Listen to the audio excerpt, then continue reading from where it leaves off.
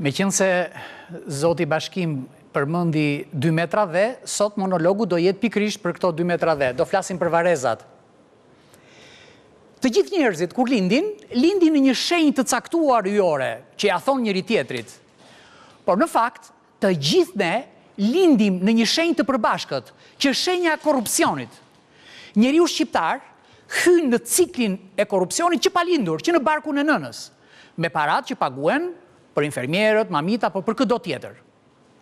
Por edhe kur vdes, njeriu nuk mund t'i gëzohet, t'i caku, për arsye sepse duhet të paguash para për të bler banesën tënde të fundit. Dhe ky është një turp. Por më turp se ky është fakti që ne kemi vareza të shëmtuara. Varezat tona janë shpifsira.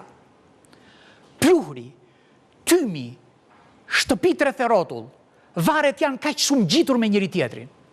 Ne të dashur vëllezër e motra, nuk dim të sillemi me vdekjen. Vdekja është shumë e rëndësishme, është caku i fundit. Dhe ne në vdekje abuzojmë. Ca bëjnë vare sa një kështjell. Për të kaluar në një varë të tjetri duhet të ecësh mbi eshtrat e dikujt. E të gjitha këto krijojnë një ndjenjë vjellje. Prandaj vëllezër e motra, do t'ju lutesha shumë që t'u bëni presion të gjithë pushtetarëve tuaj, në mënyrë që të kemi vareza të bukura, të mira, të qeta, ku njeriu të prehet në paqe. Na keni tundur gjithë jetën, ju lutem mos na tundni dhe në çastin e fundit.